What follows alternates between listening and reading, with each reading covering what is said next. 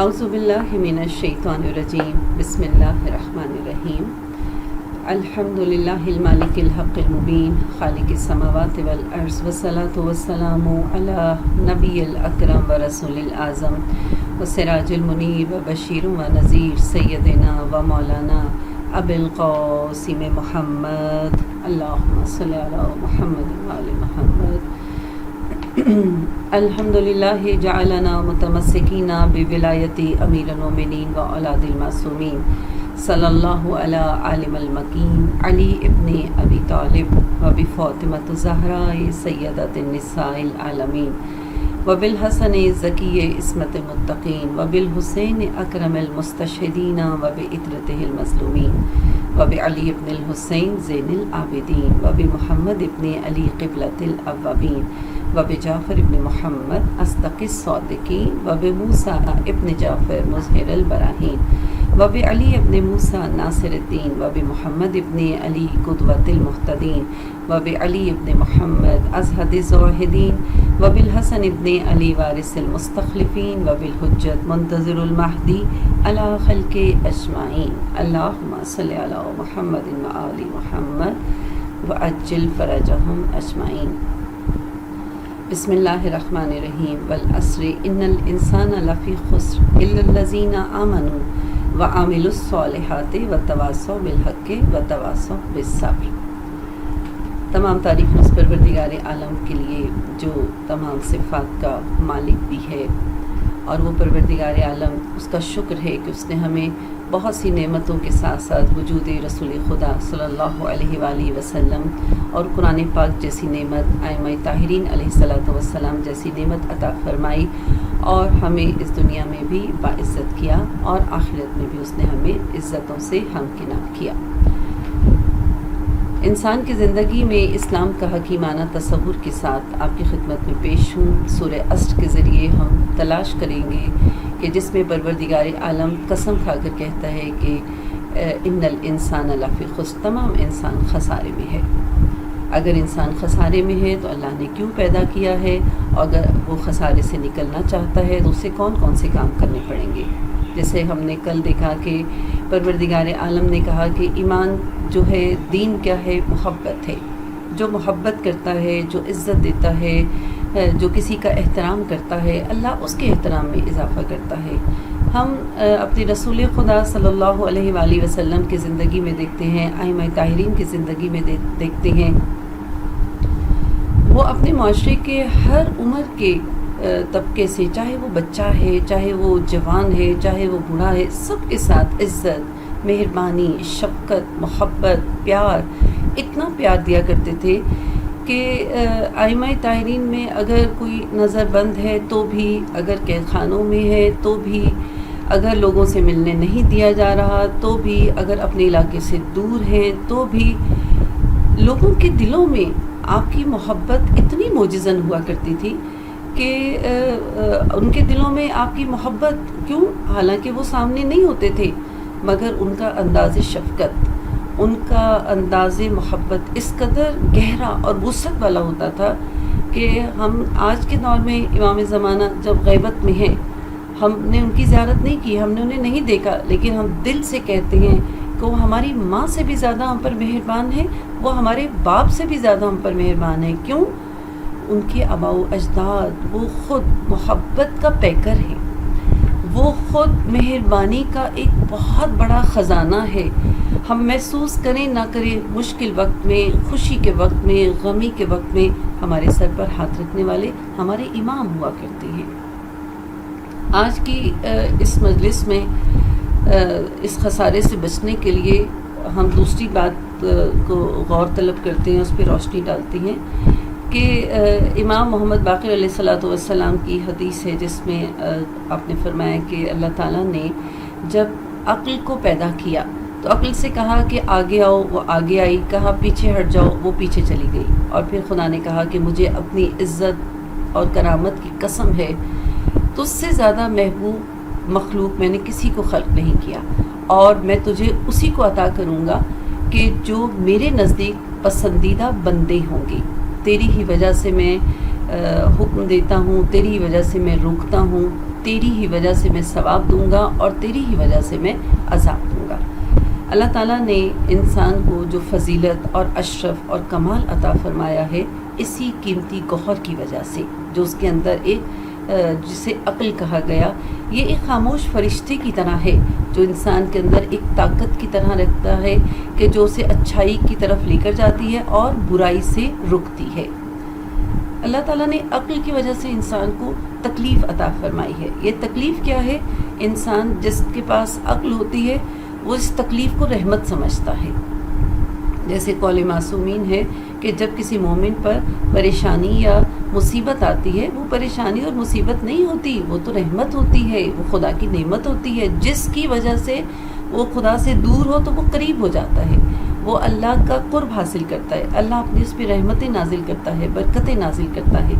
سورہ احزاب میں جب ہم دیکھتے ہیں کہ آیت نمبر 72 میں پروردگار عالم نے ارشاد فرمایا کہ جب ہم نے اس باری امانت یعنی اس تکلیف کو، یعنی اس عقل کو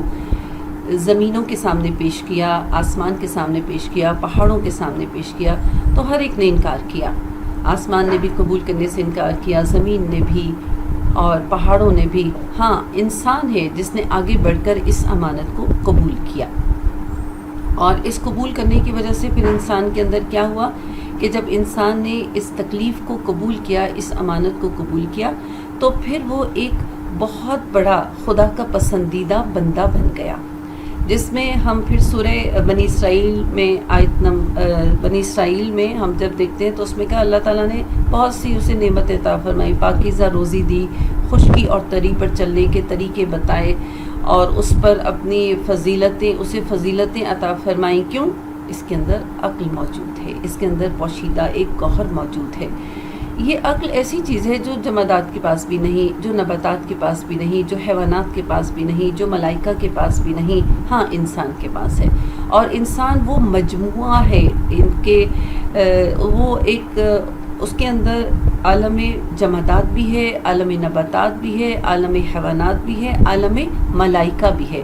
اور اس کی وجہ سے جب انسان کے اندر عقل موجود ہوتی ہے، عقل کیا ہے؟ ایک روشنی ہے، ایک روشن بلب ہے جس کی بہت ساری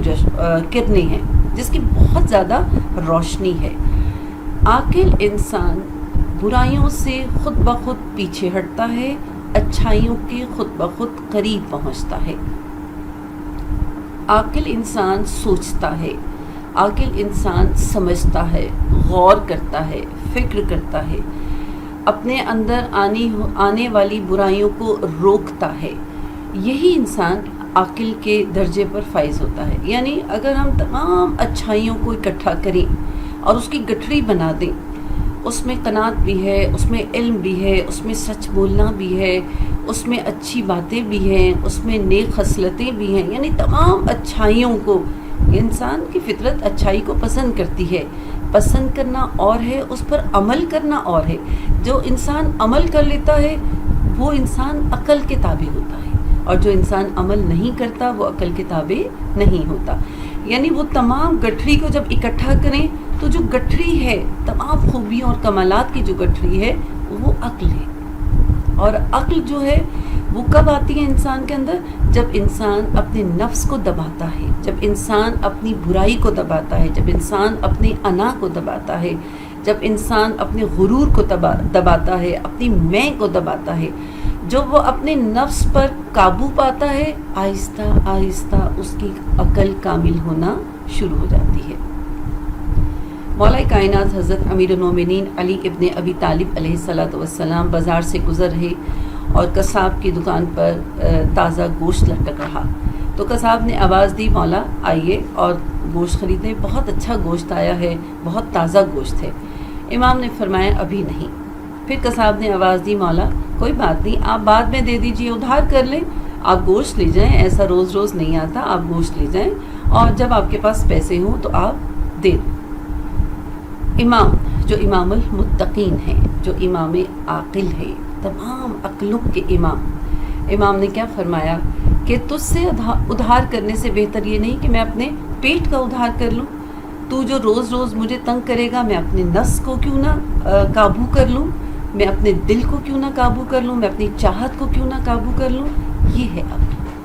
اپنے خواہش کو دبانا، اپنے دل کو دبانا. اور اسی طرح امام جعفر صادق علیہ الصلوۃ والسلام کے پاس ایک شخص آیا اور کہا کہ مولا، یہ اللہ تعالیٰ ہمارا رب ہے، اس نے ہمیں پیدا کیا، خالق ہے، اس نے ہمیں خلق کیا، مالک ہے، وہ ہمارا مالک ہے، ہماری حفاظت کرتا ہے، ہمیں بہت سی نعمتیں دی، وہ ہمارا رازق بھی ہے، اس نے رزق کے تمام اسباب دیے، وسائل دیے اور سب کچھ ہمیں عطا کیا. تو کیا ہی اچھا ہوتا وہ ہمیں گھر بیٹھے ہوئے رزق بھی دے دیتا، ہمیں گھر بیٹھے ہوئے روٹی بھی دے دیتا، ہم گھر بیٹھے ہوئے کھانا کھا لیتے، پھر ہم اللہ کا کتنا شکر ادا کرتے. امام نے بہت خوبصورت بات کی. امام نے کہا کیا تم چونٹی سے بھی کمتر ہو؟ ایک چونٹی اور ایک اپنا موازنہ کرو. ایک انسان اللہ تعالیٰ نے اسے ہر نعمت عطا فرمائی، چلنا پھرنا، دیکھنا، بولنا، بوجھ اٹھانے کے لیے ہاتھ، ہر طرح کی نعمت عطا فرمانے کے بعد پھر اسے رزق کی تلاش میں، اور پھر اللہ نے یہ بھی وعدہ کیا کہ میں تمہارا رازق ہوں، تمہارا رزق تمہارے تک ضرور پہنچے گا، لیکن کوشش کرو. اور دوسری طرف چونٹی جو ہے وہ اس کا کتنا چھوٹا سا وجود ہے، سارا دن وہ رزق کی تلاش میں پھرتی ہے یقین کے ساتھ کہ میرا رازق خدا ہے، وہ مجھے ضرور رزق عطا فرمائے گا. تو امام بتانا چاہتے ہیں کہ انسان تیری بہت بڑی وسعت ہے، تجھے اللہ نے بہت بڑا ایک قیمتی گوہر عطا فرمایا ہے، وہ عقل ہے. اور یہ عقل ہی ہے جس کی وجہ سے اللہ نے فرشتوں کو حکم دیا کہ اس کے آگے سجدہ کرو. اور یہ عقل ہی ہے جس کی وجہ سے انسان تمام ملائکہ، تمام مخلوقات میں خدا کا پسندیدہ جو مخلوق آتی ہے وہ عاقل انسان، جو عقل والے ہیں، جو اپنے عقل کو استعمال کرتے ہیں. اور یہی وہ عقل ہے جس کے بارے میں امام فرماتے ہیں کہ جو انسان چاہے، بہت خوبصورت چھٹے امام جعفر صادق علیہ السلام اپنے صحابی حشام سے کہتے ہیں، اور بہت ہی دلچسپ، دل عزیز اور بہت خوبصورت بات ہے کہ جو چاہے اس کے پاس مال نہ بھی ہو اور وہ غنی ہو جائے. یعنی ہم سمجھتے ہیں نا کہ جس کے پاس مال ہے وہی غنی ہوتا ہے. امام نے کہا نہیں، جو چاہے جس کے پاس مال نہ ہو اور غنی ہو جائے، اور وہ اسے چاہیے کہ وہ اللہ کے حضور میں گریہ کرے، دعا کرے کہ اللہ اسے عقل عطا فرمائے، کیونکہ عقل اسے اس بات کا شعور دے گی کہ جو کچھ خدا نے تجھے دیا ہے اس پر تو قناعت کر، اس پر تو راضی رہے، اس پر تو خوش رہے، تو پھر اللہ بھی تیری قلیل سی عبادت پر راضی ہو جائے گا، اللہ بھی تجھ سے خوش ہو جائے گا، اللہ بھی تجھ پر اور مہربانیاں عطا فرمائے گا. یعنی عقل ہمیں اس بات کی طرف لے کر آتی ہے کہ ہمیں اپنی برائیوں کو دبانا، اپنی انا کو دبانا، اپنی خواہشات کو دبانا، اور جتنا انسان اس تکلیف سے گزرتا ہے، پریشانیوں میں شکوہ اور شکایت نہ کرنا، راضی بر رضا رہنا، اللہ پر اس بات کا یقین رکھنا وہ سب سے زیادہ مہربان ہے، وہ سب سے زیادہ محبت والا ہے، وہ سب سے زیادہ، وہ تمام کائنات پر نظر ڈالیں، یہ چمکتے ہوئے ستارے خدا نے میرے لیے پیدا کیے، یہ آسمان میرے لیے پیدا کیا، یہ بارش میرے لیے برسائی، یہ فصلیں میرے لیے اگائیں، یہ تمام نعمتیں خدا نے مجھے عطا فرمائیں. میرے وجود کے اندر جتنی نعمتیں ہیں جس کا کوئی نعمت بدل نہیں خدا نے مجھے عطا فرمایا ہے. تو پھر میں خود کیوں نہیں اللہ کی طرف، اور پھر جب اللہ کی طرف جاؤں گی تو پھر ان چیزوں کو نکالنا پڑے گا جسے اللہ پسند نہیں کرتا. اور یہ تب نکلیں گی جب انسان عقل کو پسند کرے گا، جب انسان اپنے اندر اس فرشتے کو آنے کی اجازت دے گا. عقل ایک فرشتہ ہے جو انسان کے اندر موجود ہوتا ہے، جو اسے طاقت دیتا ہے اچھائی کی طرف جانے کی اور برائی سے رکنے کی. اور یہی عقل جب ہم روز عاشور دیکھتے ہیں کہ امام حسین علیہ السلام اللہ کی رضا کو حاصل کرنے کے لیے، اللہ کے قرب میں پہنچنے کے لیے اور دین اسلام کے اصل چہرے کو کائنات میں رہتی دنیا تک روشناس کروانے کے لیے اپنے کتنے پیارے، اپنے کتنے لاڈلوں کی قربانی پیش کرتے ہیں، جس میں جناب قاسم بھی نظر آتے ہیں، جس میں 6 ماہ کا علی اصغر بھی نظر آتا ہے، جس میں 18 سالہ جوان علی اکبر بھی نظر آتے ہیں. اور اس میں ہم یہ دیکھتے ہیں کہ 3 موقع ایسے ہیں کہ جس میں انسان کو اپنا ہوش نہیں رہتا. اللہ نہ کرے اگر گھر میں آگ لگ جائے تو انسان کو کچھ نظر نہیں آتا، اس کی تمام چیزیں پریشانی میں اس کو کچھ دکھائی نہیں دیتا، وہ اپنے آپ کو بچانے کے لیے باہر نکلتا ہے. اللہ نہ کرے زمین پر زلزلہ ہو تو انسان اپنے آپ کو محفوظ جگہ پر لے جانے کی کوشش کرتا ہے، اپنے آپ کو بچاتا ہے، اپنے پیاروں کو بچاتا ہے. اور اگر زمین پر اگر گھر میں اللہ نہ کرے کسی جوان کی لاش پڑی ہو تو انسان کو کچھ دکھائی نہیں دیتا. بس آئیے سلام کرتے ہیں شہزادی زینب کو کہ روز عاشور خیموں میں آگ بھی لگی ہوئی تھی. بیویاں ایک خیموں سے دوسرے خیموں میں، دوسرے خیموں سے تیسرے خیموں میں جاتی، اور پھر اس کے بعد زمین کربلا میں زلزلہ بھی تھا، اور اس کے بعد زمین کربلا میں جوان علی اکبر جیسی لاش بھی پڑی ہوئی تھی. مگر جناب زینب کبریٰ کہ جو ٹوٹے ہوئے نیزے کو لے کر خیموں کی اس طرح حفاظت کرتی ہیں کہ نجف کا والی بھی اپنی بیٹی کی زیارت کے لیے آیا کہ آج میری زینب عباس بن کر کیسی لگتی ہے. عزیزدارو، یہ جناب زینب جو محافظہ دین ہیں، جنہوں نے امام حسین کے اس مشن کو آگے تک پہنچایا. روایتیں کہتی ہیں کہ جب شام کے راستوں میں جب جناب سکینہ کو تماچا لگتا تھا تو جناب رباب بڑی حسرت سے جناب زینب کو دیکھا کرتی تھی،